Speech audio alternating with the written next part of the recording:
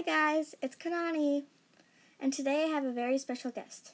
I have with me Stephanie. Hey guys, I'm Stephanie, and I'm going to be helping out with the craft today. We're going to be making some cute room decor pillows. Let's get to it.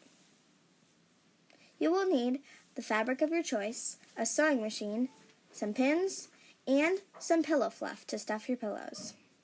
First, fold fabric good side to good side, and then sew along two sides. Then we're going to want to flip our fabric inside out.